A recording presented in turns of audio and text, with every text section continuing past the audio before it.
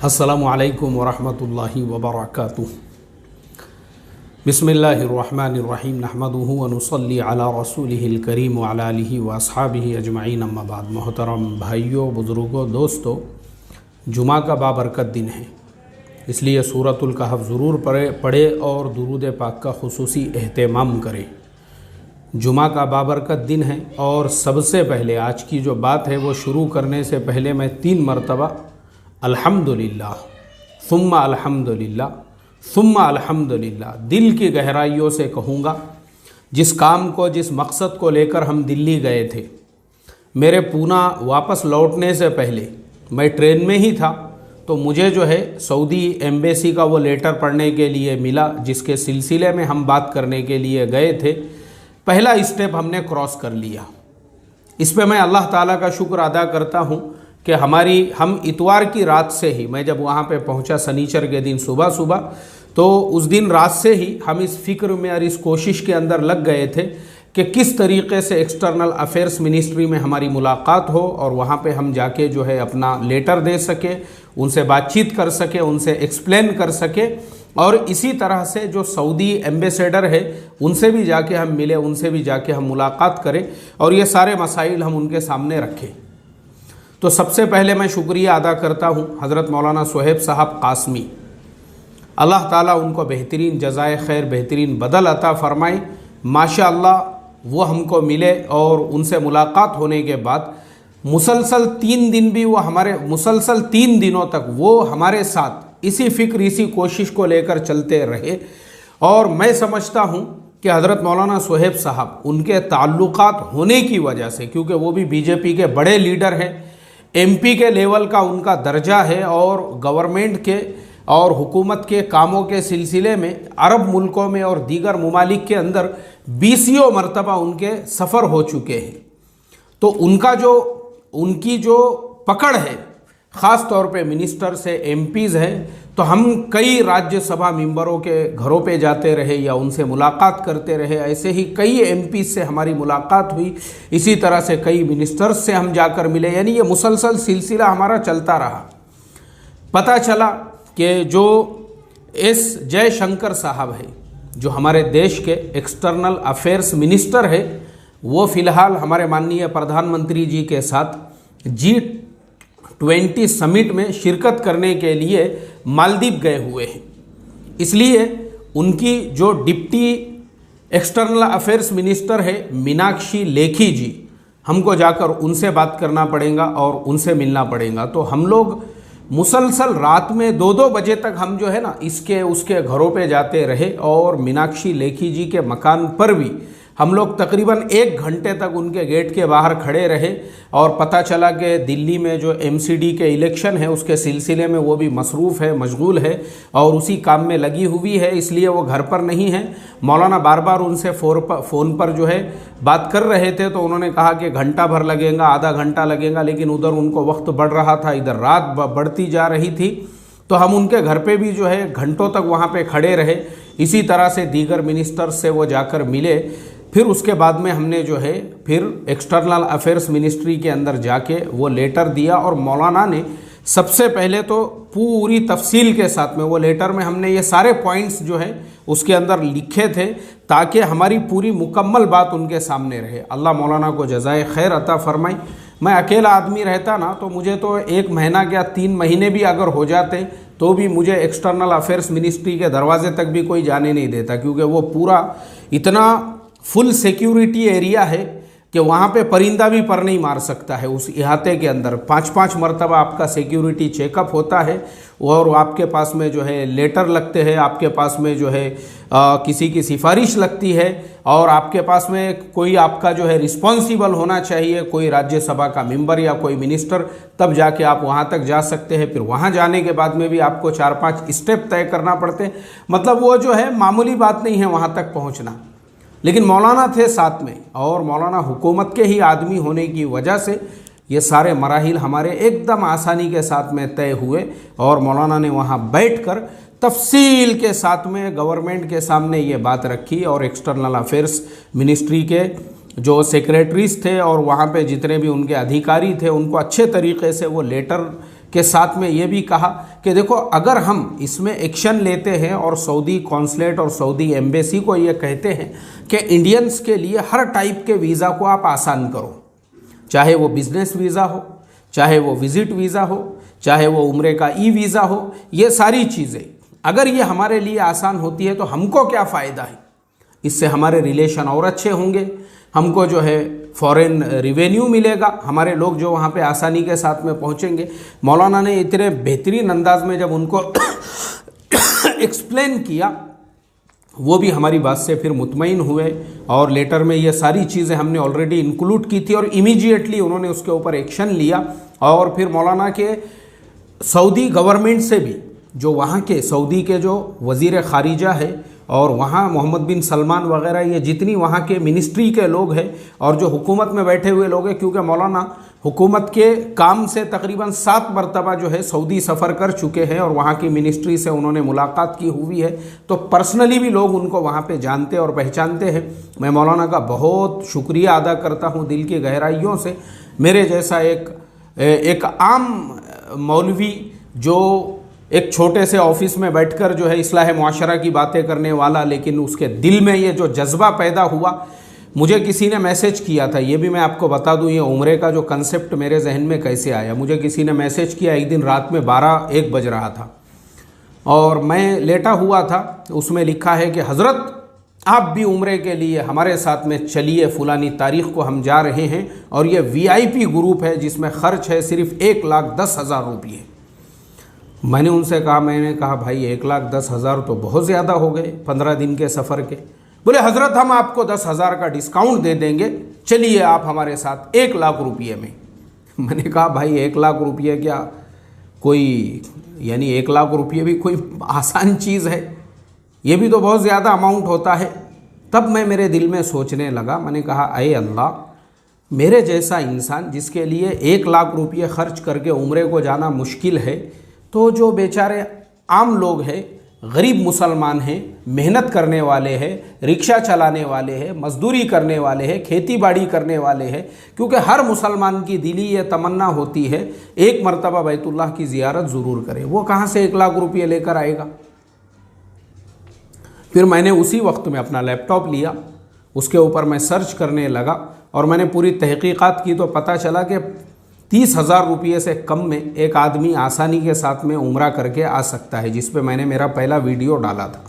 तब मेरे दिल में ये दाइया पैदा हुआ कि हम इस मुहिम को छेड़ेंगे। अभी आप मुझे बताओ, अल्लाह का करोड़ों दर्जे करम है, अल्हम्दुलिल्लाह, वो चीज़ उस वक्त मेरे दिल में पैदा हुई, हमने उसको एक मुहिम बोलकर चलाया और अमली तौर पे हमने जब दिल्ली का सफ़र किया और ये सारे लोगों से मुलाकात की और हज़रत मौलाना सुहेब साहब कासमी की रहबरी में हम वहाँ तक पहुँचे। अब मुझे आप बताओ, पहला जो स्टेप मेरे पूना पहुँचने से पहले ही सऊदी गवर्नमेंट ने, जो इंडिया से जितने भी लोग जाते थे, सऊदी का वीज़ा जिनको लगता था, उनको एक document PCC police clearance certificate जोड़ना पड़ता था। अब उसकी ज़रूरत ख़त्म हो गई है। अब वो सर्टिफिकेट लेने के लिए हज़ारों रुपये लगते थे। अब मुझे आप बताओ, वो हज़ारों रुपये जो उम्मत के बचे, मैं समझता हूँ हज़रत मौलाना सुहेब साहब के नाम आमाल में और हमारी भी जो छोटी मोटी काविश हुई, बिल्कुल अल्लाह ताला हमको इसका अजर अता फरमाएगा। और ऐसे ही हम लोग जो मिनिस्टर्स से हमारी वहाँ पे बातचीत हुई, अल्हम्दुलिल्लाह दूसरे ही दिन जो है आपने देखे कि हज के अंदर भी 1,00,000 रुपये कमी का ऐलान हो गया। अब आप मुझे बताओ, इंडिया से हर साल जो है 2 लाख लोग हज के लिए जाते हैं, 1,00,000 रुपये का खर्च कम हुआ, यानी तकरीबन 20,000 करोड़ रुपये उम्मत के बच गए। 20,000 करोड़ मामूली नहीं होते हैं। अगर हमारी इस छोटी सी काविश और कोशिश से 20,000 करोड़ रुपये उम्मत के बचे हैं, तो मैं समझता हूँ कि अल्लाह तबारक व ताला ने कहीं ना कहीं हमारी इस काविश और कोशिश को कबूल किया, इसीलिए उसके ऊपर इमीडिएटली एक्शन हुआ। आप मुझे बताइए, अब उम्रे का भी ई वीज़ा जब शुरू हो जाएगा, और वो हो जाएगा अभी अनकरीब इंशाअल्लाह, जैसे कल हमने ये जो लेटर हमने साथ में जोड़ा है PCC क्लियरेंस की, अब ज़रूरत नहीं, बहुत जल्दी हम आपको ऐसे ही जो है ई वीज़ा का भी, वो उम्रे का ई वीज़ा नहीं रहेगा, वो टूरिस्ट ई वीज़ा रहेगा, जिसके अंदर आप उम्रा भी कर सकते हैं, पूरे मुल्क में कहीं पे भी सफ़र कर सकते हैं, कोई उसके अंदर आपको रोकने वाला नहीं रहेगा। और वो एक वीज़ा आपको 300 रियाल में, और वो एक वीज़ा में एक साल के अंदर आप मल्टीपल कितने भी मर्तबा जा सकोगे, आ सकोगे उम्रे के लिए। एकदम आसान और सिंपल होगा। मुझे आप बताइए, जिन्होंने मेरे सामने 1 लाख रुपये की पेशकश किए थे उम्रे के खर्च की, अब 30,000 में अगर एक बंदे का उम्रा हो रहा है और 70,000 रुपये अगर उसके बच रहे हैं, इसी तरह से लाखों लोग हर साल जो है लाखों लोग उम्रे के लिए जाते हैं। 70 हज़ार के हिसाब से अगर हम हिसाब लगाएंगे, हज़ारों करोड़ रुपये उनके बच रहे हैं। तो आप बताइए, उम्मत का सरमाया बचा या नहीं बचा? मिल्लत का फ़ायदा हुआ, हमारा क्या फ़ायदा है आप बताओ?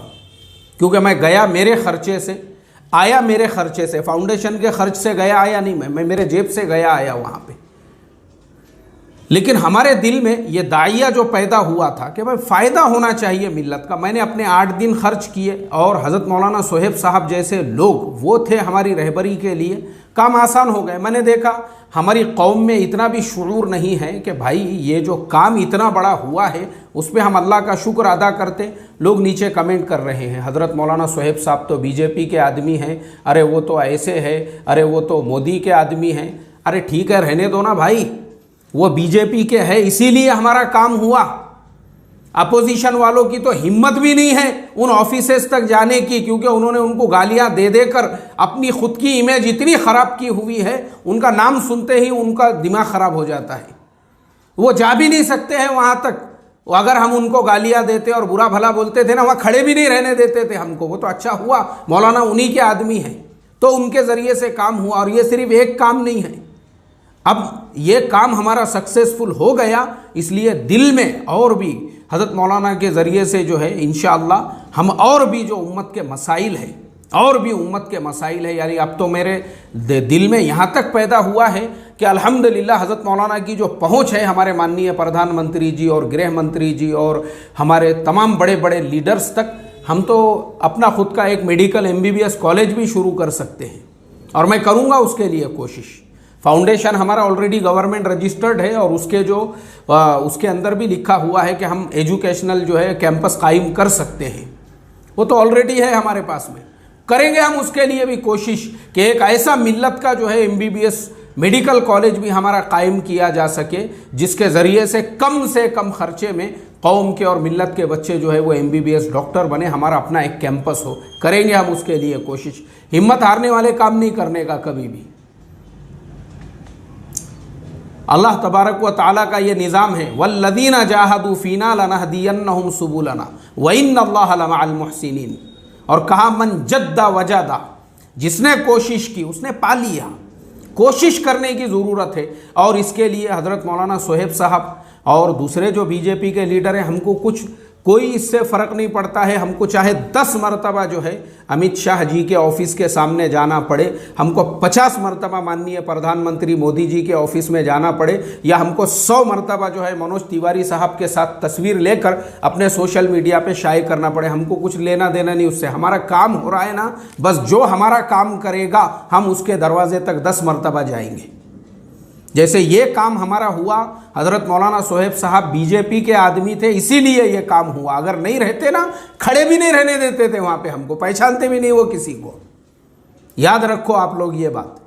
तो अभी ऐसे हमारे दिल में जो है ना और भी उम्मत के जो मसाइल आते रहेंगे, हम उसको लेकर दिल्ली का सफ़र करते रहेंगे इंशाअल्लाह। अब आप मुझे बताओ, ये जो काम था ये मेरा अकेले का काम नहीं है भाई।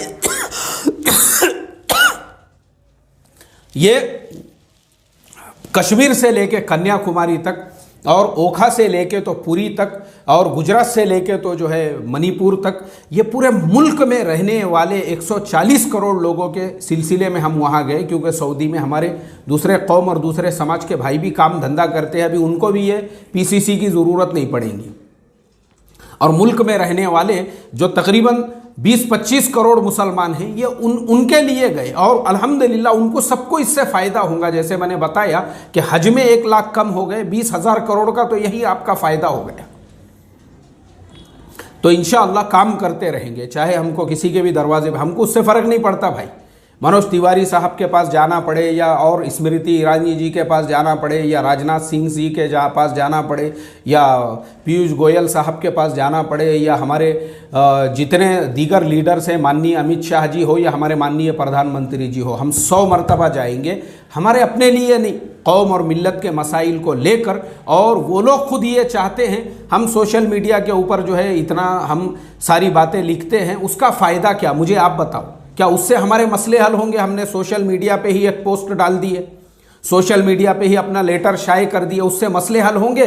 जो मुताल्लिका लोग हैं उनको पता ही नहीं है तुम्हारे मसले क्या है, तो अरे ऐसा जाना पड़ेगा उनके दरवाजे तक, जो हम पैदल चल के गए उनके दरवाजे तक और बैठ के उनको हमने अपने मसले बताए, इमीडिएटली उन्होंने उसके ऊपर एक्शन लिया। और हज के सफ़र के अंदर 1 लाख रुपये की कमी, और उसके दूसरे ही दिन जो है सऊदी कौंसलेट ने भी जो PCC को ख़त्म किया, आगे वो आपको वीज़ा भी इस तरह से इशू करेंगे। अरे आप जाके वहाँ बैठेंगे, बात करेंगे उनके दरवाजे तक, तो उनको हमारे मसले मसाइल पता चलेंगे। हमारे मसाइल खाली सोशल मीडिया पर हम पोस्ट कर रहे, गवर्नमेंट को मालूम ही नहीं हमारे क्या मसले मसाइल है, लेकिन हम लेकर जाएंगे इंशाअल्लाह। मैंने जैसे बताया, अभी जो भी ऐसे उम्मत के और मिल्लत के मसाइल रहेंगे, अल्लाह हज़रत मौलाना सोहेब साहब कासमी को बेहतरीन जज़ाए खैर अता फरमाएं। वो हमारे साथ हैं, उन्होंने कहा कुछ भी लेकर आओ आप आपके मसाइल, इंशाअल्लाह हम भरपूर आपको साथ देंगे। अल्लाह उनकी उम्र में बरकत अता फरमाएं, उनकी जान माल इज़्ज़त आबरू में बरकत अता फरमाएं, और अल्लाह तबारक व तआला हमको भी पूरे खुलूस और इखलास के साथ, हमको लीडर नहीं बनना है, हमको इलेक्शन में नहीं खड़े रहना है, लेकिन पूरे खुलूस और इखलास के साथ मिल्लत के इन कामों को अल्लाह करने की तौफीक अता फरमाए। दुआओं की खुसूसी दरख्वास्त, ख़ास तौर पे मेरे लिए भी दुआ करो, हज़रत मौलाना सोहेब साहब के भी लिए दुआ करो, और वो सारे लोगों के लिए भी जिन्होंने इस सफ़र के अंदर हमारा साथ दिया, और किसी भी लाइन से जो हमारे रहबरी रहनुमाई के लिए जिन लोगों ने काविशें मेहनतें कोशिशें की, अल्लाह ताला उन तमाम को जज़ाए खैर अता फरमाए। अस्सलामु अलैकुम व रहमतुल्लाहि व बरकातुहू।